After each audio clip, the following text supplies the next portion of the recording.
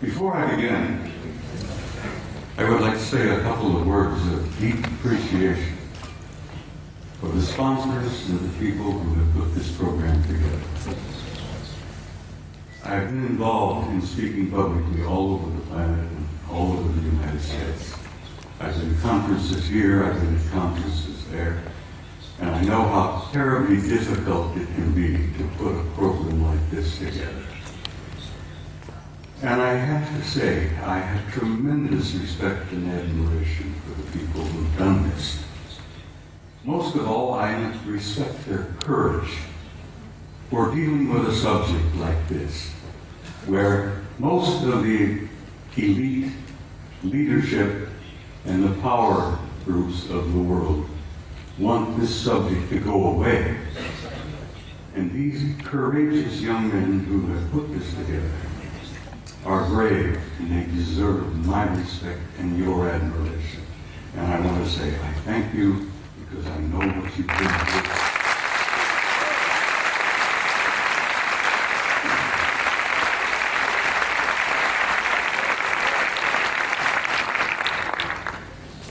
Now, I must explain something else to you.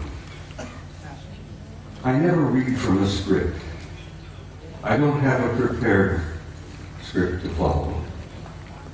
I get up on a stage and I talk to people like yourselves and I kind of wing it. I have so much material and I have such a problem of keeping it under the allotted time that I've been given.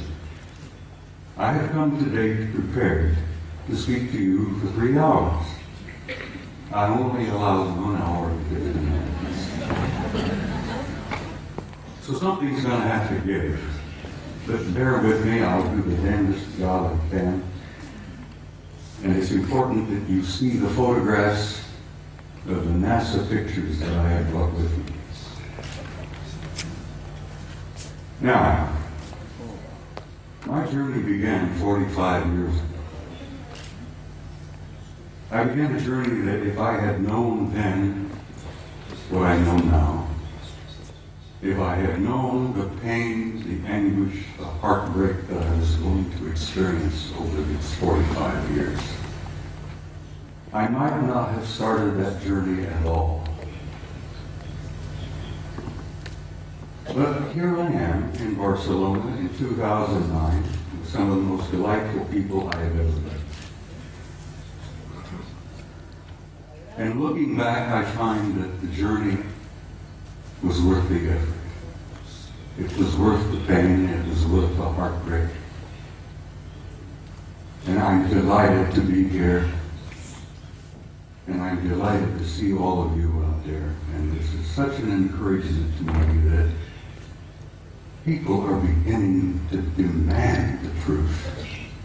They know they've been lied to from the very beginning. And they want to know. And I'm going to here this afternoon hopefully contribute one small measure to helping you understand and helping you know. Most of my adult life, or most of my first part of my adult life, I was a professional soldier. I was in the Army. I joined the Army in 1950 to avoid the draft. Ended up going to Officers Candidate School, and so help me God, while I was going to OCS at Fort Riley, Kansas, the North Koreans invaded South Korea, and the next thing I know, I'm on the front lines of Korea being shot at by a bunch of pissed-off Chinese and North Koreans who tried to kill me. And I had nothing against them. I didn't want to kill them. Here I am, 1951, leading combat troops in Korea in one of the bloodiest wars we have ever had. And the rest, I guess you could say, is history. I led combat troops in Korea in 1951. I spent 27 years on active duty, and I also was involved in the war in Southeast Asia in 1970, where I was part of an organization that gathered intelligence in the jungles of Southeast Asia, South Vietnam, Laos, Cambodia. And let me tell you, some of those years were rather harrowing. The most harrowing experience I was to have was when I was assigned to Paris, France in 1963 to what we considered in those days a pledged assignment, a plum assignment. I was able to go to Paris, France, take my family with me, and my children went to high school in Paris. And as I said, it was a plum assignment. I had no idea what I was to find when I got there. When I arrived in the summer of 1963, I arrived with a top secret clearance. When I arrived at Supreme Headquarters Allied Powers in Europe, which was located at that time at a small town known as Roquencourt, right outside of Paris,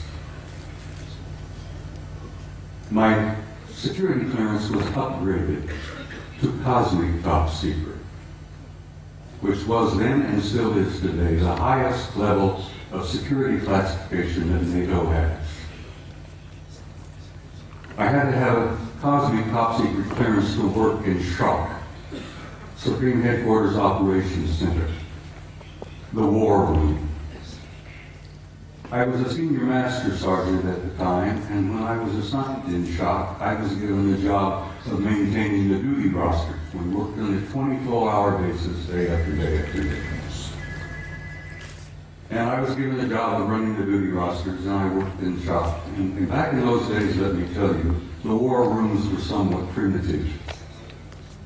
You've seen pictures today, I'm sure, of the control centers of most major installations like SAC in Colorado Springs. Everything is electronic. Everything is demonstrated on the wall, extensions just like this beautiful stuff here. Back in those days, we had teletype, we had field telephones, and if we wanted something on the display, we had to go up and take a pin and put it on the wall and show the controllers where this division was, where that Soviet regiment was, and so on and so on. Very primitive. When I arrived in the summer of 1963, I heard rumors about a study that was underway. Now, it interested me because the study was about UFOs. And I was intrigued by that possibility. I was curious about UFOs, had no idea then what they were, what they represented. But we used to discuss this in SHARC, in the war room. The study was underway. What was it about? What happened? Well, it appears that on the morning of the 2nd of February, 1961, World War III almost began. And it was involved in the flyover of large numbers of circular metallic craft, flying in formations, very obviously under intelligent control. And they would fly out of the Soviet sector in the Warsaw Pact toward the west, in formation, at a high rate of speed, at a very high altitude. And they would turn north over the English Channel, over the southern coast of England, and then they would disappear off of NATO radar over the Norwegian Sea. On that morning of 2nd February 1961, World War III almost began. The Soviets went on red alert. The NATO forces went on red alert. Everybody was, fingers on their triggers, thumbs poised above those red buttons. And World War III was just moments away. Within 20 minutes, it was all over. The objects flew, turned north, disappeared off radar. It was all over. After this event occurred, a British Air Marshal by the name of Sir Thomas Pike, who was a Deputy Supreme Allied Commander in Europe at that time. He was the deputy to my boss, General Lyman Wendesser, an American four-star general who was known as SACEUR, Supreme Allied Commander in Europe. Air Marshal Pike says, "I've had enough of this. These objects have been showing up regularly from time to time. And as I said, they almost triggered a war." Air Marshal Pike said, "We're going to have to come to terms and find out what the hell's going on here. I want to know." So he began a study. He initiated a study in SHAPE headquarters that was to last 3 years. They published it and they issued it in the summer of 1964 while I was there working in the war room. They titled it An Assessment, an evaluation of a possible military threat to Allied forces in Europe. So it had from a pilot, just couldn't learn very much about that. An assessment, an evaluation of a possible military threat to Allied forces in Europe. I was working in the war room one early morning around 2 or 3 o'clock, and as I jokingly used to refer to it, the coffee was too black to drink. We read all the newspapers, magazines. Many of you have heard military life is about 99% boredom, broken up with 1% of sheer terror. And that's the way it used to be, and that's the way it probably is used today. I'm sitting there nodding off, and this American Air Force full colonel looked at me and he says, "Wake up." He went over to the vault. The vault, the dock, was a walk-in safe. We opened the door and walked in, and we kept classified documents in there.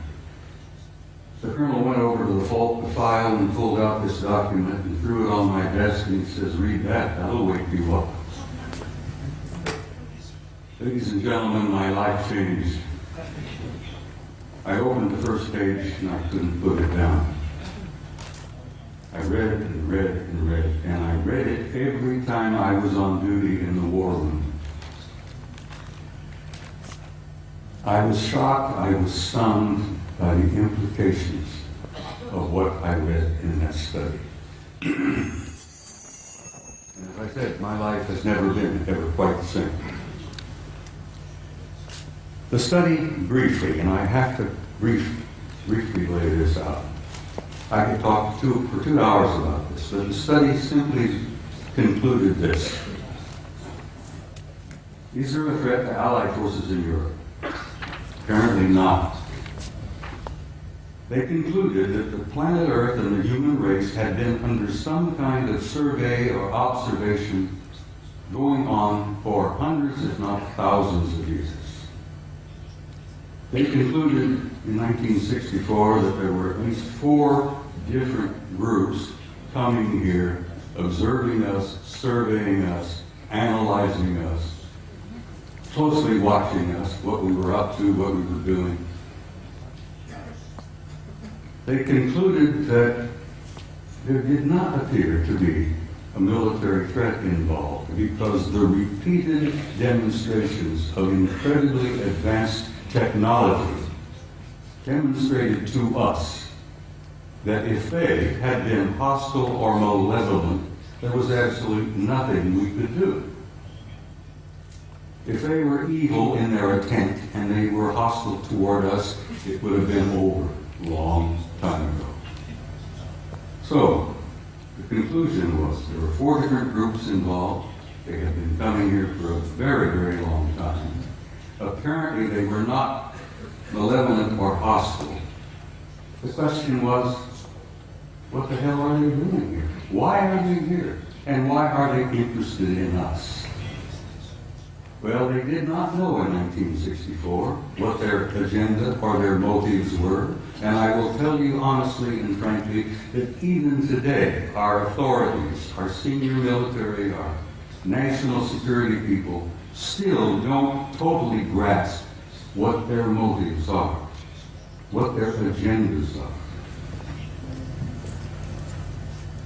So this study in 1964 was simply a beginning for me.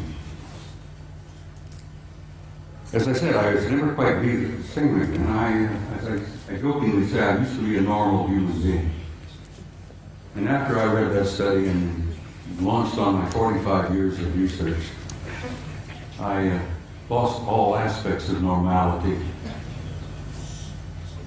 I will be frank and tell you that over the years of my study and the material that I've learned and gathered has brought about in me a complete destruction of my old world view, my old world paradigm, the world view that I held since I was a kid, growing up. Everything made sense, I knew why we were here, where we were going, what was taking place. After I spent 45 years on this, it all collapsed around my knees.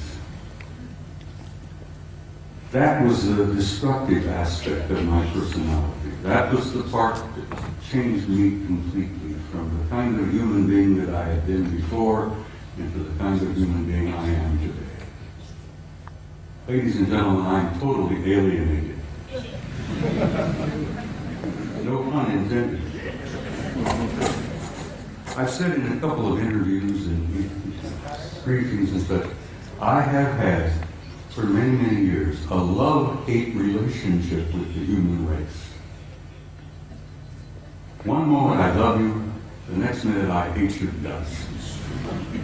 One minute I adore you for your potential and the beauty of your music and your literature and your art, and the next minute I'm saying, to hell with all of you, blow them up, let them blow themselves up, clean the planet off, get rid of them.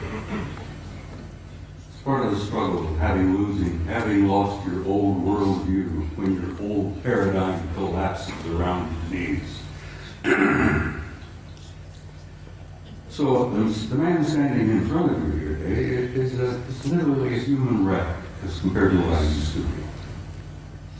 But I feel pretty good about it. I lost all my old illusions. I opened my eyes and I saw the future.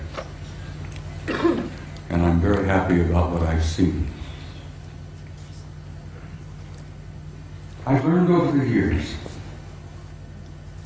from infinitely variety of sources here, there, and everywhere. I didn't retire from the Army until 1976, and I kept my top secret clearance up until that moment. After I retired, I went to work for the Federal Emergency Management Agency and worked another 14 years for the U.S. government, where I had a top secret clearance. So I have a total of 41 years of federal service, you might say. But I've learned things over the years that literally still today stun me and shock me. I've learned that the human race is a hybrid race. I've learned that we are not merely alone. We have never been alone. We have had an intimate interrelationship with advanced extraterrestrial intelligence from the beginning of our history. And let me tell you that intimate interrelationship is still going on.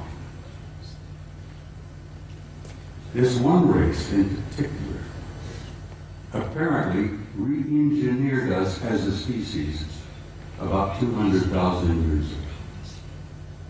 What we are here today is what we call Homo sapiens sapiens. You're an engineered creature. Your genetics has been manipulated. You're not the same that you were, and you are not the same of what your children and grandchildren and great-grandchildren will be in the next 100 years. The human race is going through a transition. And it's more than a transition. It's what I've learned to be a transcendent transformation into a new race, into a new future. And your descendants will be as different from what you are here today as what you are from old Australopithecus 500,000 years ago. It's not something to be afraid of, something to look forward to. You're growing, you're developing, you're becoming a new race, you're becoming a new species. Your grandchildren, your great-grandchildren, and your descendants on in the next century or two have destiny in the stars. Don't you doubt that for a minute.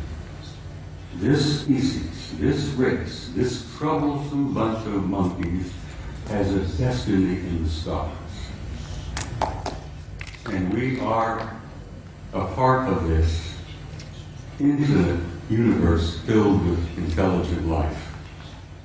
And we have been from the beginning, but we're only now beginning to wake up and see it.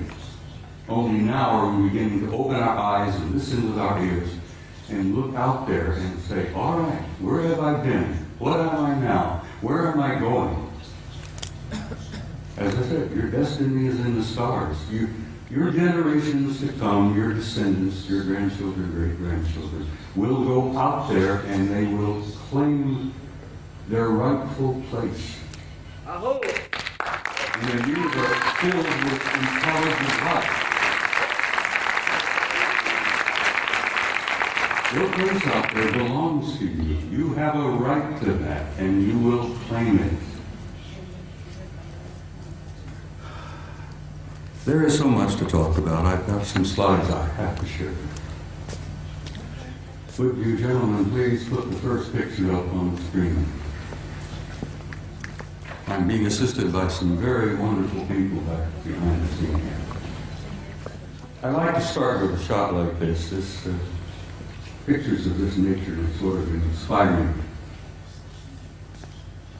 It gives you a glimpse of the community that you are a part of. A little glimpse of the stars out there, the nebulae. That's where you're from, and that's where you're going home again to.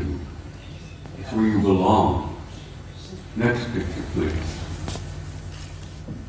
I love these. They're so beautiful. I have some of these on my wall at home. But they inspire me. I look at them and I have a sense of recognition that I've been there before. And I know that I'm going back. But something happened in my country over the last few years that I'm very, very troubled by. Just last week, the United States celebrated the 40th anniversary of putting a man on the moon. Then we went through this whole whoop-de-doo of patting ourselves on the back and thinking, gee, wasn't that neat? Armstrong, Aldrin, Collins up there in orbit. On the moon, aren't we great people? Aren't we magnificent? Look what we did. Well, let me tell you a couple of things that they did that you may not have ever heard about before. They took the few pictures they had it all televised, everybody, Walter Cronkite and all of them were looking out. Golly gee, isn't this great? Isn't this neat? You got a couple of guys on the moon. Ladies and gentlemen, my government, NASA, NASA, which many of us in the United States say stands for never a straight answer, proceeded to erase 40 rolls of film of the Apollo program. The flight to the moon, the flight around the moon, the landings on the moon, the walking guys here and there. They erased, for Christ's sake, 40 rolls of film of those events. Now we're talking about several thousand individual frames that were taken that the so-called authorities determined you did not have a right to see. Oh, they were disruptive, socially unacceptable, politically unacceptable. I become furious. I'm a retired command sergeant major. I was never famous for having a lot of patience. The idea when I found out that they had erased 40 rolls of film involving several thousand individual shots about what really happened up there, I became so furious that I could have punched the director of NASA in the nose. I try to be, I'm not a dangerous man. I like to tell people that, like Henry Higgins in My Fair Lady, I have the milk of human kindness by the quart in every vein. So I really am a gentle man. But I have the capability, the potential of being rather dangerous and violent. And these lies and these cover-ups that I've learned about firsthand over the years literally infuriate me.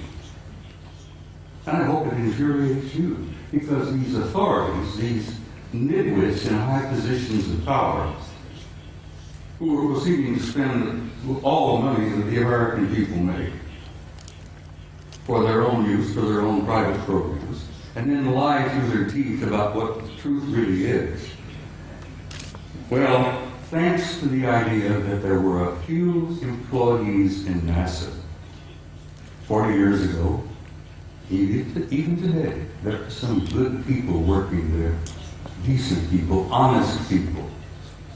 I have some film that they preserved that was not destroyed. Gentlemen, put up the next picture for me.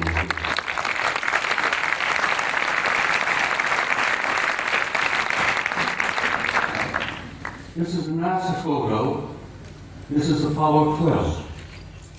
Apollo Systems 12, roll number 50, negative number 7348.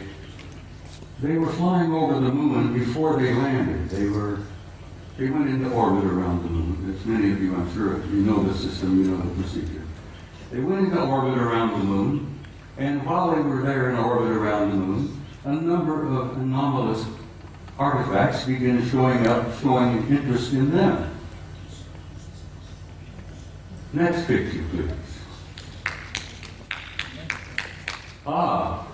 This picture was taken by Neil Armstrong while they're looking out of the window of their little craft. This object flew by.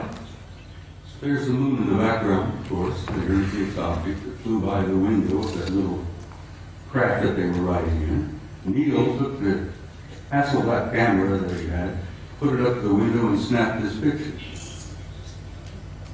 Next picture, please. NASA Apollo 12. Roll 51, negative number 8653, something like that. Now this is a good-sized object. This is several hundred feet in diameter that came up next to the lander, flew along beside them for a time. The guys in the Apollo crafts put their camera to the window and snapped the thing, and I've always jokingly said there were guys inside of this taking pictures of an asset. We were photographing them, they were photographing us.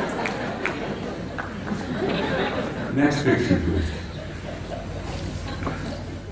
Photo NASA Apollo Systems number 14, Apollo 14. Roll 70, negative, what is it, 9837, I think, or 8827. This is the Landsberg crater on the moon. The guys in orbit above the moon were particularly fascinated by Landsberg. They had been given a special assignment to take pictures of Landsberg because the crater, which they designated as Landsberg, had things going on in the crater that were very anomalous. There was construction going on. There were enormous facilities in the middle of the crater up there. So they were specifically designated and assigned to photograph Landsberg to see if they could figure out what the hell's going on down there in the crater on Landsberg. While they were looking at Landsberg, this object happened to express interest in them and flew by. Now this line is an artificial line that was drawn to show you the the direction that this object was going. This is a good-sized object flying past the Apollo lander. God, I'm so glad that some of these were saved. I still get angry. 40 rolls of film for Christ's sake, and they erased them. Anyhow, next picture, please. It's the same photo of Landsberg, but with the next negative, 9838 of this object here, flying by. Next picture. Now we're getting into some nitty-gritty. I'm going to give you just a brief little bit of history here. Back in the early days of NASA and the Apollo program, I got this picture from the Japanese Space Agency, the Japanese NASA. They have a tremendous program going over there in Japan. You know, the Japanese are bright people. So the Japanese Space Agency had signed a contract with NASA years and years ago to buy copies of every picture NASA took during the Apollo program. And I'm sure the Japanese paid a sizable amount of money for this contract. And as the films was developed and the photos were made, and they shipped them off to Japan, and the Japanese have a tremendous reservoir of good, original NASA pictures. They bought them, they paid for them. Now this photograph was released by the Japanese Space Agency, and you can see the Japanese writing here. This was taken by Apollo 13. Now you're all familiar, I'm sure, with Apollo 13. That was the aborted mission that was going to the moon to land, and they had an accident on the way. They couldn't land. They damn well barely got back. While they are on their way to the moon, here's the moon, a number of things began happening. Some strange objects were appearing outside the windows of the spacecraft. And guys, they grabbed their Hasselblad camera and started taking pictures. This photograph shows 3 different objects here. This looks like a circular object with an enlarged dome on top. This is a smaller object, a circular kind of disc-shaped craft. But coming in from the right margin of this particular picture is this. Next picture, please. Here we are. This is a blow-up of the positive in the photograph. And here is a blow-up of the negative of this object here. Ladies and gentlemen, this particular object is 5 miles long. And I'm tempted to use the term big mother.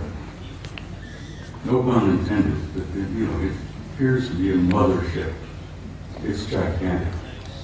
It's 5 miles long. And here these NASA guys are up there in this little cramped Apollo capsule, and they look out their window and they see something that's 5 miles long. It shakes them up a little bit.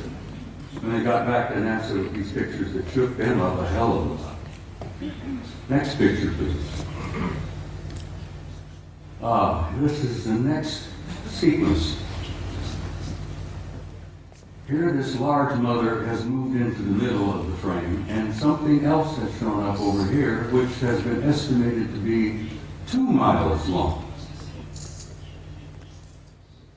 But this really upset the guys.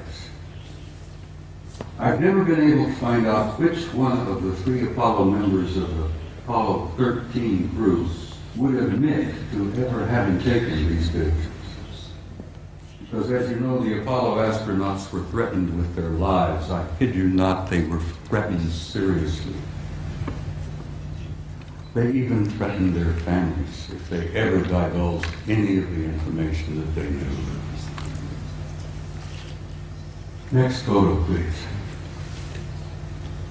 Yeah, here we are. Here's the big mother. Here's the other one, 2 miles long. Here's A picture of the positive, this is the negative. This mother is 5 miles long. Up here you see what appears to be two circular objects either arriving or departing from that particular big ship. I can almost understand why the authorities in NASA, why the authorities in the space program didn't want this information to come out. They were frightened. They were stunned. They couldn't deal with it themselves, and they figured that if they couldn't handle it, you couldn't handle it. There would be social disruption, I believe is one of the terms they used. They would disturb the body politic, I believe the term they used. So they clamped the lid down on this, and it's still down, and it's going to stay down, I'm afraid, for some time yet. Until people like yourselves and people like me and the rest of them here on the stage, by pushing and prodding and chipping away at this lie and this secrecy, eventually we will succeed. And don't you doubt that for a minute.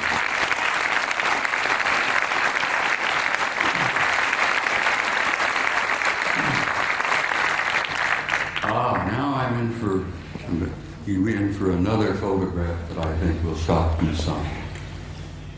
In 1980, NASA, never a straight answer, launched the Voyager program to Saturn. They launched this little mechanical spaceship filled with cameras and film and so on. Wanted to go to Saturn because something had been going on in the rings of Saturn, around the moons of Saturn, that didn't make a lot of sense. Some anomalous events were taking place in Saturn, near Saturn, at Saturn. So they launched the Voyager in 1980. The pictures they got back from Voyager was so stunning and so shocking that they just locked them up in the safe. Fortunately, I met and developed a friendship with a retired NASA scientist by the name of Norman Bergman. Norman Bergman worked for NASA for about 30 years. He was a technician, a scientist on the Voyager program to Saturn in 1980. Norman decided, after waiting a number of years, for NASA and the authorities to be candid and honest and forthright and tell us what they really found up at Saturn. And Norman got so frustrated he wrote a book. Now, he couldn't get it published in the United States. No American publishing house would even touch it. Norman Bergman had to go to Scotland, for God's sake, to Aberdeen to get his book published. And he did publish it. He did succeed. He got his book. It's a piece of genius. It's a beautiful piece of work. And the things that they photographed near Saturn appeared in print for the first time. This is the A-ring of Saturn. And you're all familiar with what Saturn looks like. It's a beautiful planet.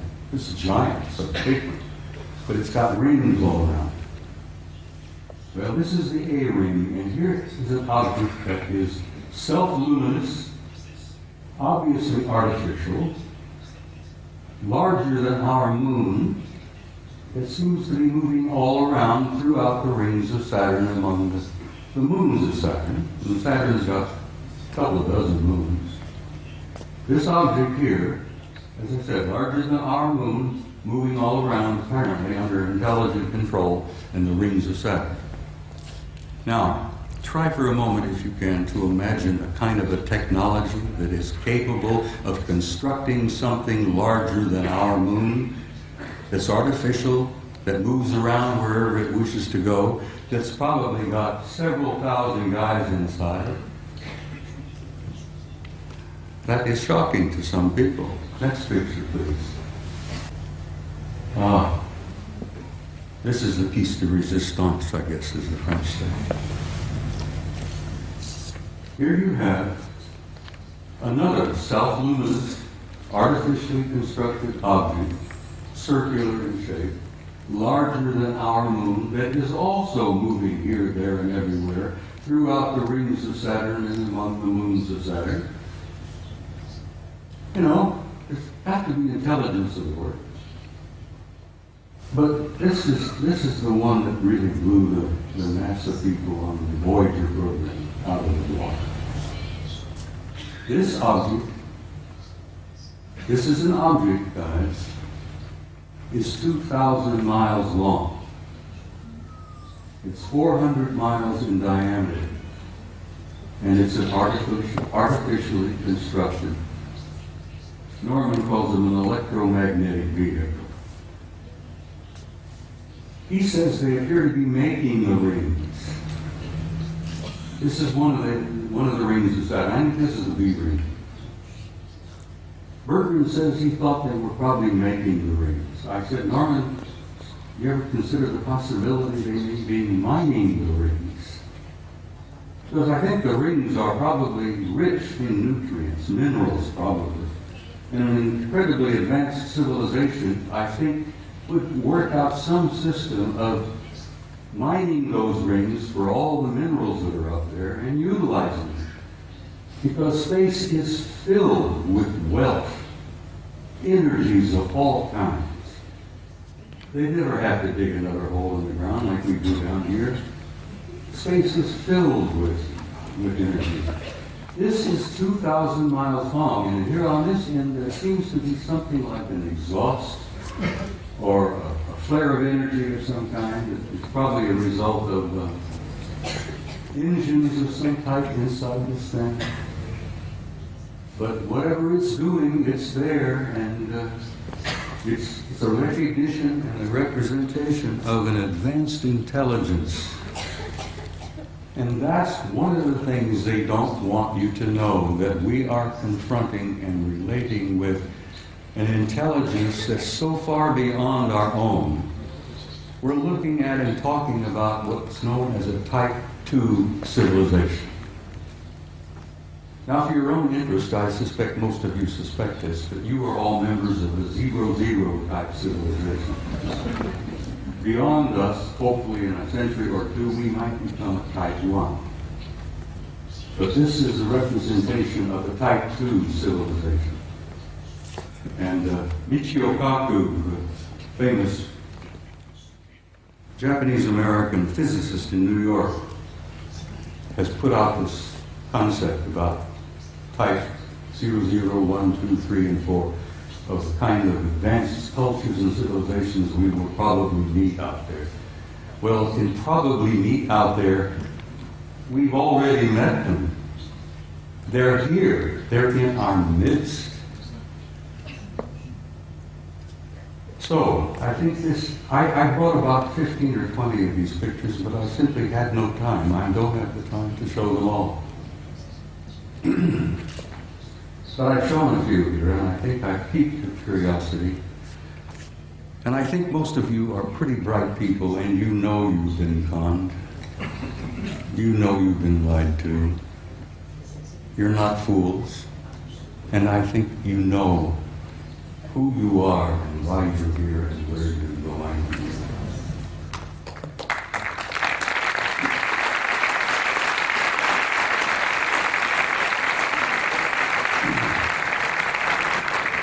Next photograph, please. This is a photograph taken by our Mariner space vehicle that we launched back a number of years ago. This is a picture of a facility on the surface of Mars. Now, this facility is located on the equator, and it's on the surface. And those of us who studied it, we discuss it with each other, we call it the airport. And I said, this is the parking lot. This is the administration building here. This is the main terminal here. And I imagine it's a pretty busy facility, you know, ships coming and going. But it's not an airport, it's very likely a spaceport. It is on the surface and it's on the equator of Mars. And if you're ever interested in launching a vehicle from a planet you put it on the equator and you take advantage of the rotation of the planet to assist in the launching of your vehicle. You can take the momentum of the movement of the planet and it helps you get the thing off the ground. So it's exactly on the equator, it's on the surface, and it's massive in size. So maybe that is the parking lot, I don't know. Maybe that's the admin building, but there's something going on Mars.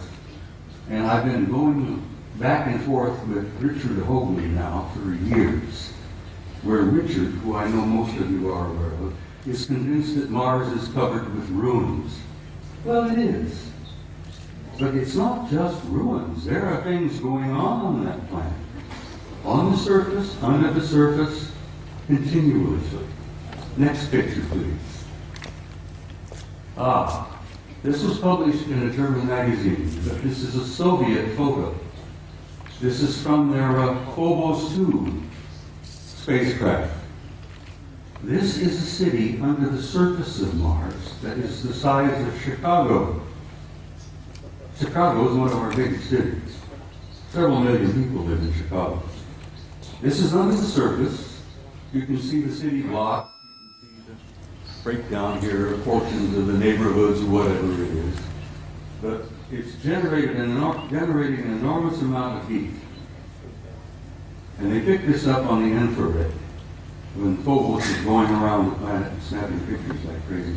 And the Soviets were pretty open about releasing some of their photos, contrary to the United States, where lying has become a fine art. Don't get me started on my politicians. Phobos 2, city on Mars, under the surface. You can see the streets, Broadway, First Avenue, whatever. People have said, well, who was there? And I says, for God's sake, it's the Martians who were there. What a silly question to ask. Who's there? Let's go there. Now, I love this picture. I'm in love with this lady. Your ancestors and mine called her Gaia. She was feminine. She was a goddess. She was sacred. This beautiful lady has a respiratory system. She has a circulatory system. And she has a heart. And she's our source of life on this planet. We needed her. We need her now. We wouldn't be here if it were not for her. We talk about holy lands, Mecca, Jerusalem, here, there, everywhere. That is the Holy Land, people. That beloved planet that we are home.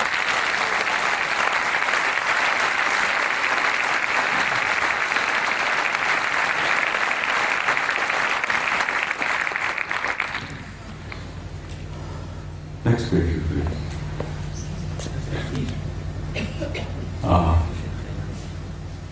I spoke to you earlier about the fact that your grandchildren and your great-grandchildren and so on, the generations yet to come, have a destiny in the stars.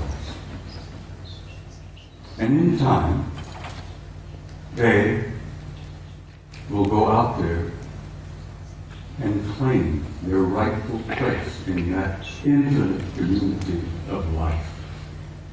And you can believe that, and you can accept that with an assurance and a truth that goes beyond doubt.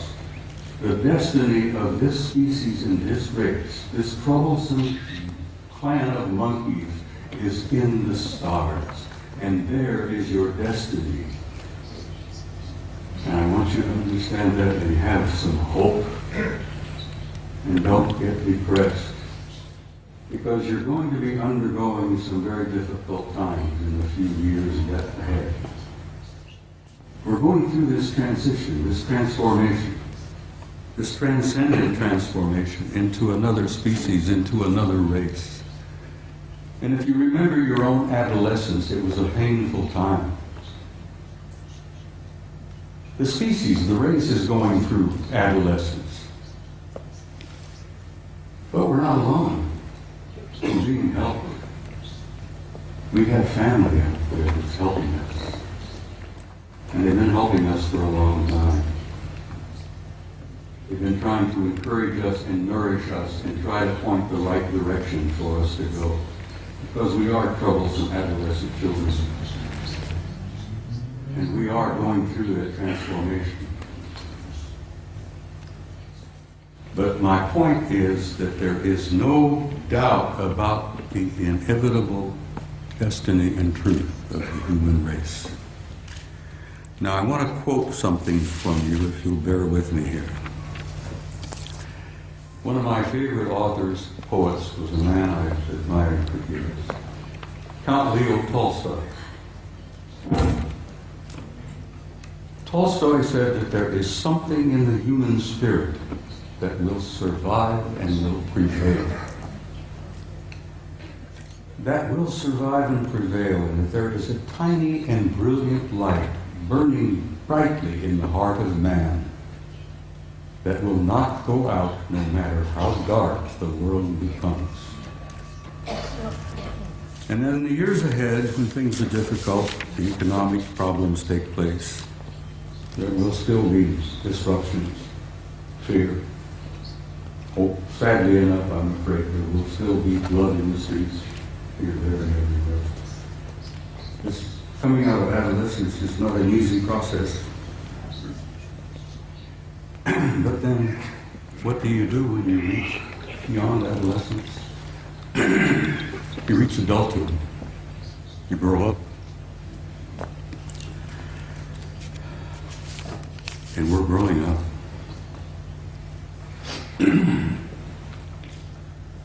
Well, ladies and gentlemen, my journey is coming to an end. But for many of you out there, your journey has just begun. And I want to say something to you before I leave the stage this afternoon.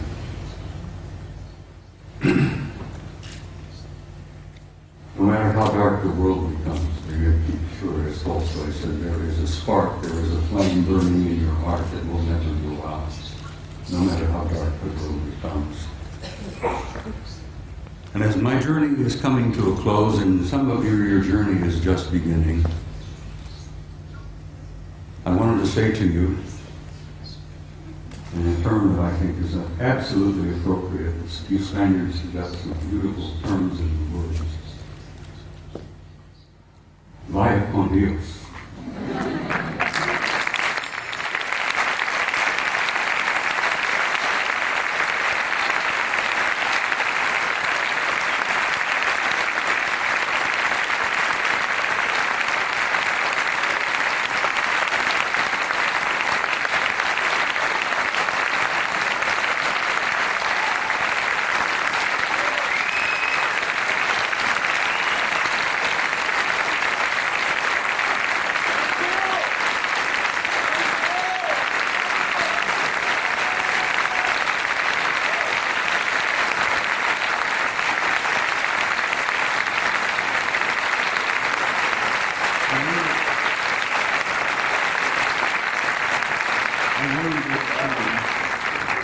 I've heard this term literally. I've never been to Spain before. Italy is one of my places that one of my favorite places. I love the Italians. Now I'm learning to love the Spaniards. In Italian, I learned to say this, and I will say it to you. And I understand you know the meaning, but it's very small. In closing, I want to say to you all, Ti amo.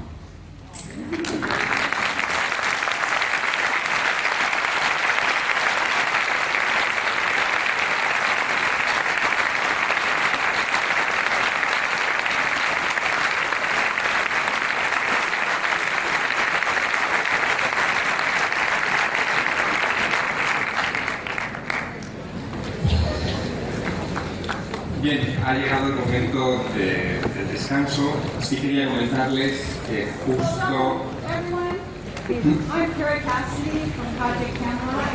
Okay. This is Henry Deacon. You need a microphone if you want to.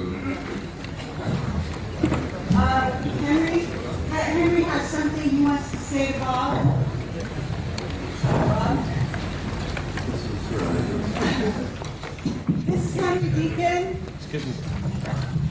And we just want to say something here. This is Henry Deacon from Project Camelot, for those of you who are familiar with our website. And he's here today, and he's here at the conference. He has something he'd like to say to Bob about Mars. I just, I don't have any words, but Bob has expressed everything that I would have said. I can confirm it because I've been working in top secret for 30 years, and above top secret. We've shared a common background, but I just met him recently here. And I can only say that, yes, there's life on Mars, there are bases on Mars. I've been there.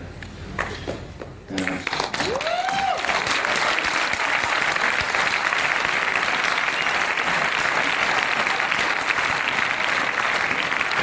I didn't even get started on telling you some of the things I wanted to share this afternoon about who and what is on the moon and Mars with Henry Hill. I just, it's a long story, as he said. There's not enough time to put it all together. Except that it's a positive story. It's not one of fear. He showed a picture of the Mother Earth, and it's giving birth, and there's birth pangs, but there's a child that's being born. And just forget about the fear, because that's just a really temporary thing. There she is. So, a friend of mine, Angelica, who no one knows, UK, she calls this the Emerald Planet. And it's alive, yes, it's very much alive. We're a part of that life form, and it spreads, the life spreads throughout this whole galaxy. And the rest of our family is watching and waiting and helping quietly behind the scenes. And I've been fortunate enough to be able to meet family that don't just live here on Terra for a long, long time, even before I was in government work. So thank you.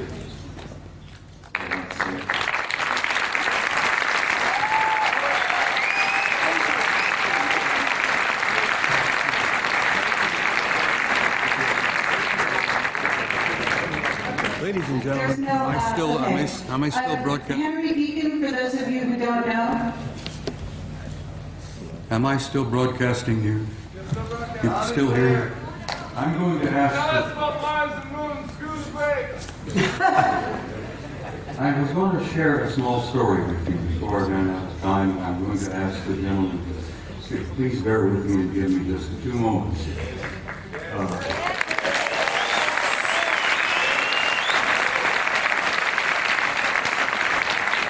Let's just go over. I attended my son's retirement ceremony in Washington, D.C. in November. My boy retired in November in Washington as a full captain of the United States Navy after 30 years of service. And while I was at this retirement party, the room was filled with admirals and generals, and retired commanders and captains and so on. And we all had something cool in our hands, and we were all moving around among each other, amiably and relaxed, you know. A retired Navy scientist, whose name must remain untold, came up to me, nudged me. He said, "I know you."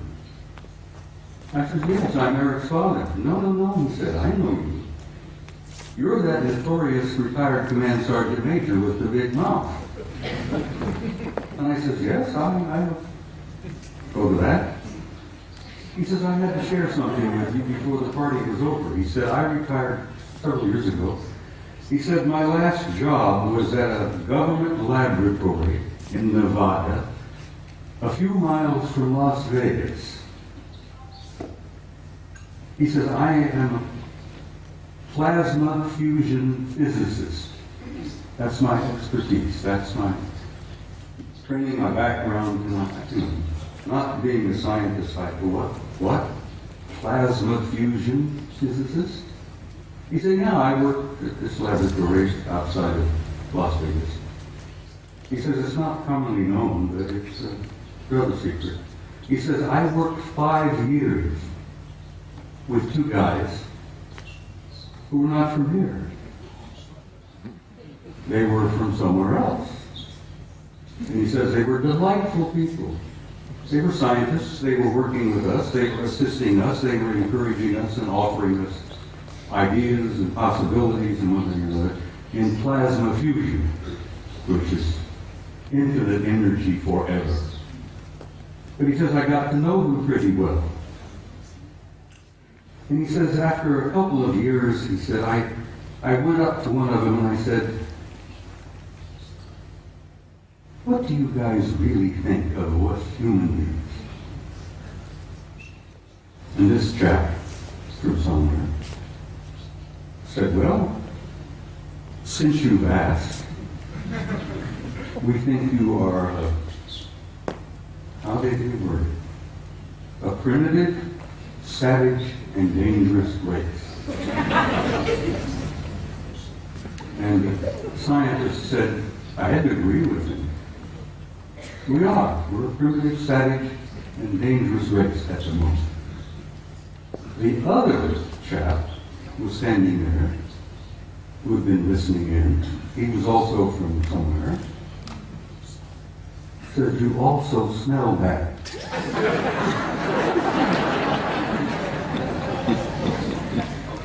You humans stink.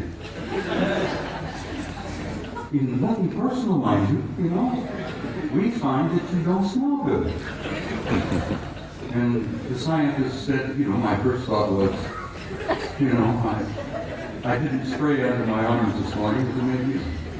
And they tried to explain that we humans have a psychic odor about us that they pick up and they find it terribly offensive. But it hit me between the eyes because when I was a boy growing up, my grandmother used to say, if we could only see ourselves as others see us, it would help so much to develop our integrity and our character and all that. And this remark from my grandmother hit me, that we were getting this so-called from a horse's mouth, from one of our extended family out there, that you're primitive, savage, and you're dangerous, but you also stink. And I thought that was humorous, and I shared it with Gogo, and she said, please include that in your presentation. So Gogo, bless your heart, I did that for you, Good night, everybody.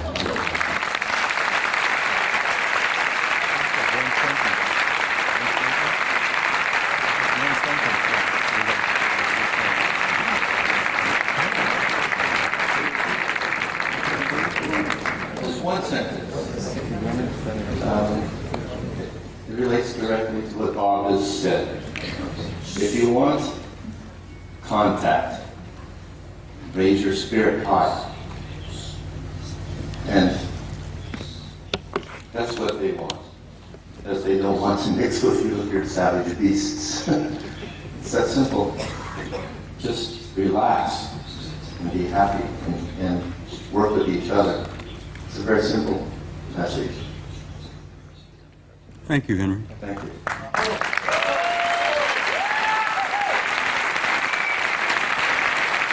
If you want to learn more about Henry Deacon, he is on our site.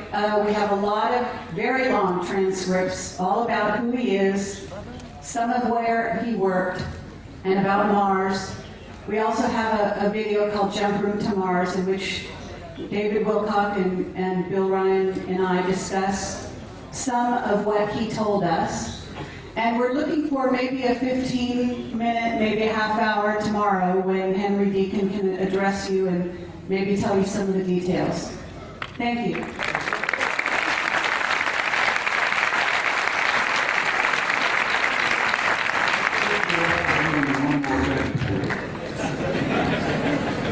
I must add this. I have traveled all over the planet and I've spoken at conferences all over the world and all over the United States. I have never been to a conference of this nature without there being at least one and generally two of the others in the audience. And I want you all to think about that and look around you and know that in your midst, I jokingly refer to it, you have good friends in high places and they're in your midst. And I learned over the years to recognize them. It's your family. Exactly, it's your family. But like Ingo Swan, I've developed the intuitive ability to spot them and recognize them. And now I have them coming up to me in conferences, introducing themselves to me. And there are no limits, guys, no limits. Life is infinite and forever. And God bless all of you. And I will say good night at this time.